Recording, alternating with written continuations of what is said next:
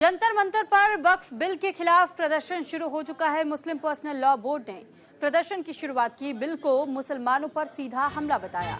All India Muslim personal law board यानी कि AIMPLB का वक्फ संशोधन बिल के खिलाफ जंतर मंतर पर प्रदर्शन शुरू हो चुका है और ऑल इंडिया पर्सनल मुस्लिम लॉ बोर्ड की ओर से कहा गया है कि जिस तरह इसमें संशोधन का जिक्र किया जा रहा है, यानी कि वक्फ बिल में संशोधन की बातें जो सामने रखी गई हैं, ये सिर्फ और सिर्फ मुसलमानों पर हमला बोलने के लिए किया जा रहा है। तो फिलहाल जंतर मंतर पर देखिए, इसकी शुरुआत हो चुकी है। इंडिया अगेंस्ट वक्फ अमेंडमेंट बिल, ये तख्तियां लेकर के जंतर मंतर पर वक्फ बोर्ड की ओर से कई लोग यहां पहुंचे और यहां प्रदर्शन की शुरुआत कर दी गई है। तो say no to Waqf amendment bill, ये वो तख्तियां भी हम आपको दिखा रहे हैं जो इस वक्त जंतर मंतर पर दिखाई जा रही है। तो मुस्लिम पर्सनल लॉ बोर्ड की ओर से ये प्रदर्शन और ये प्रदर्शन से जुड़ी कुछ तस्वीरें भी सामने आ रही हैं, जिसमें सीधे सीधे ये कहा जा रहा है कि जिस संशोधन का मुद्दा उठाया जा रहा है, वक्फ बोर्ड की पावर्स को कम करने की कोशिश की जा रही है, ये पूरी तरह गलत है, ये नहीं होना चाहिए, क्योंकि ये सीधा हमला तमाम मुसलमानों पर है। जबकि जो कमेटी तैयार हुई थी और कमेटी की ओर से संशोधन के जो सुझाव जारी हुए थे, उस पर मंथन होने के बाद ही ये तय हुआ था कि कुछ पॉइंट्स पर वाकई संशोधन की जरूरत है। लेकिन अब देखिए, इसी को लेकर मुस्लिम पर्सनल लॉ बोर्ड इस वक्त हंगामा कर रहा है, प्रदर्शन कर रहा है और जंतर मंतर पर इस वक्त मुस्लिम पर्सनल लॉ बोर्ड की ओर से तमाम लोग पहुंचे हैं और उनकी ये मांग है कि संशोधन नहीं होना चाहिए।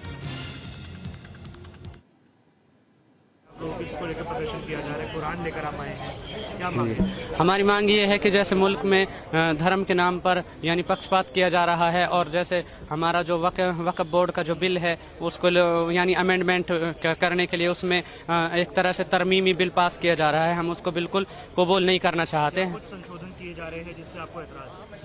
जैसे कि मतलब हमारा जो मुस्लिम पर्सनल लॉ बोर्ड है और मुस्लिम पर्सनल वक्फ बोर्ड है, हम नहीं चाहते कि किसी भी धर्म या मजहब का कोई भी पर्टिकुलर पर्सन या कोई किसी कम्युनिटी की कोई टीम हमारे साथ मिल करके वो काम करे। यानी ये पर्टिकुलर जब इस्लामिक मजहब का है तो वो सेम उनका ही पर्टिकुलर रहे, किसी और का इंटरफेयर ना हो। जी नहीं चाहिए, क्योंकि ये पर्सनली पहले से ही हमारे ऑल मुस्लिम्स का जो हमारे पूर्वज रहे हैं उन्हीं का ये वक्फ बोर्ड था। इसमें पहले से किसी सरकार का कोई लेन देन या किसी तरह की कोई फायदेमंद चीज नहीं है, तो ये उन्हीं का होना चाहिए। जी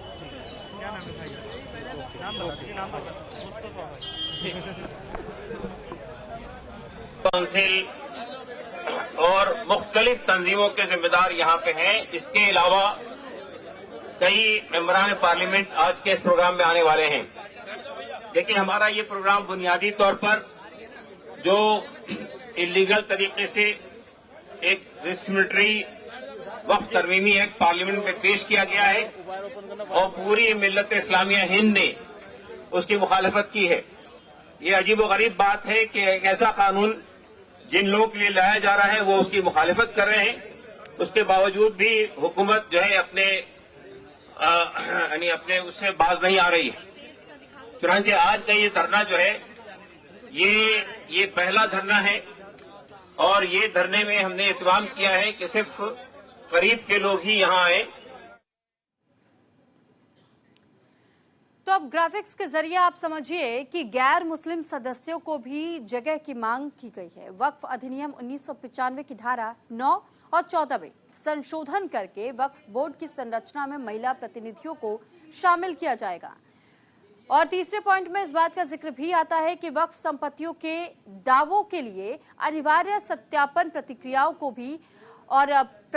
को भी लागू किया जाएगा। यानी अब किसी भी तरीके से आप सीधे सीधे क्लेम नहीं कर सकते हैं, उसके सत्यापन के लिए आपको तमाम डॉक्यूमेंट्स भी सामने रखने होंगे, जिससे कि पारदर्शिता बढ़ेगी और अवैध कब्जों को रोका जा सकेगा।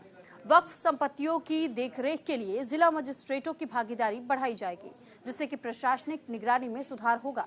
वक्फ बोर्ड की शक्तियों में कमी की गई है।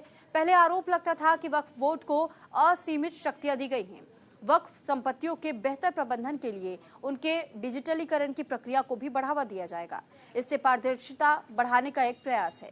वित्तीय पारदर्शिता सुनिश्चित करने के लिए वक्फ संपत्तियों की ऑडिट प्रणाली में सुधार किया जाएगा और अवैध कब्जों की रोकथाम भी इससे हो सकेगी। ये भी बड़ा आरोप लगता रहा है कि वक्फ दूसरे की संपत्तियों को अवैध तरीके से कब्जा लेती है। वक्फ बोर्ड के सदस्यों की नियुक्ति को लेकर भी इसमें संशोधन किया गया है। राज्य सरकार को वक्फ बोर्ड की सभी सदस्यों को नामित करने की अनुमति दी जाएगी, जिससे कि नियुक्ति प्रक्रिया में सुधार हो सकेगा।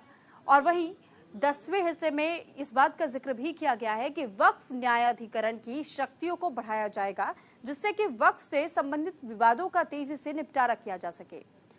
तो वक्फ संपत्तियों के अनाधिकृत हस्तांतरण के लिए कड़ी सजा के भी प्रावधान किए जाएंगे और वक्फ बोर्ड के लिए वरिष्ठ स्तर के अधिकारी को मुख्य कार्यकारी अधिकारी के रूप में नियुक्त किया जाएगा, जिससे कि प्रशासनिक कार्यों में सुधार होगा।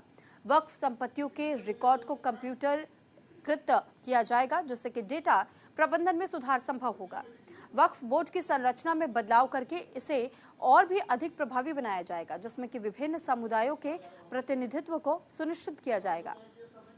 तो फिलहाल ऐसे 14 मूल बिंदु हैं जिन पर इस वक्त जोर दिया जा रहा है और ये कहा जा रहा है कि वक्फ बिल में संशोधन किया जाना चाहिए।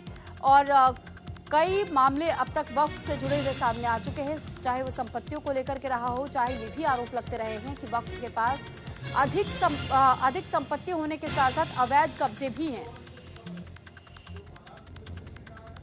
इस पर ज्यादा जानकारी के साथ कंचन कनौड़िया फोनलाइन पर हमारे साथ जुड़ चुके हैं। कंचन, आपसे समझना और जानना चाहेंगे कि जो प्रदर्शन इस वक्त मुस्लिम पर्सनल लॉ बोर्ड की ओर से किया जा रहा है, उनकी मांग जो हमने सुनी, उनका ये कहना है कि पहले भी कोई हस्तक्षेप नहीं हुआ करता था, अभी भी हस्तक्षेप हम नहीं चाहते हैं, लेकिन जहां सुधार की गुंजाइश होती है आप चाहते हैं देश में तो सुधार हो, आपके लिए व्यवस्थाएं सरकार करे, लेकिन जब बात आपके वक्फ बोर्ड में सुधार करने की आती है तो फिर आप इससे इनकार करते हुए नजर आते हैं।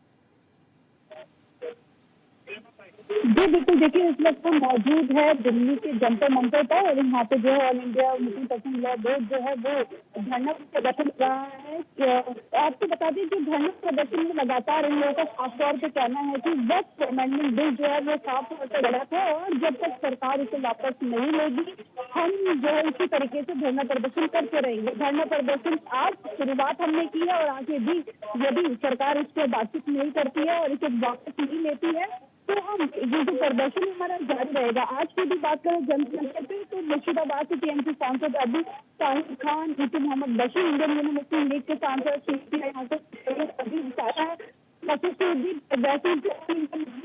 मुस्लिम के राष्ट्रीय अध्यक्ष, एनसीपी के राज्यसभा सांसद तमाम जो है राजा राम जो सीपीआई एमएल के सांसद है वो यहाँ पे पहुंचे थे और सभी ने अपना संबोधन करा इन लोगों के साथ तौर पर उनकी मांग है कि इस बिल को जो वापस लिया जाना चाहिए। हालांकि जब हमने बातचीत की, तमाम लोगों से जानने की कोशिश की, साफ तौर पर बात है कि अमेंडमेंट से तमाम तरीके की चीजें होनी ही नहीं चाहिए, बिल को साफ तौर पर वापस लिया जाना चाहिए। यदि सरकार ऐसा नहीं करती है तो हम जो है इस प्रदर्शन को जारी रखेंगे। शुरुआत है, लेकिन यदि सरकार इस फैसले को वापस नहीं करती है तो हम लगातार इस तरीके से धरना प्रदर्शन करते रहेंगे। और इस तरीके से यहाँ पर मैं आपको बता दूं तमाम तरीके की नारेबाजियां हो रही थी, हिंदुस्तान जिंदाबाद, मुस्लिम हिंदुओं की मोहब्बत जो बन रही है, तमाम नारेबाजियां यहाँ पे जो देखने को मिलती। हिंदुस्तान जिंदाबाद के नारे यहाँ पे लगातार। चलिए ठीक है कंचन, आप नजर बनाए रखेगा। फिलहाल के लिए आपको बहुत धन्यवाद तमाम जानकारी हम तक पहुँचाने के लिए और इसी के साथ यहाँ रुक रहे एक छोटे से ब्रेक के लिए।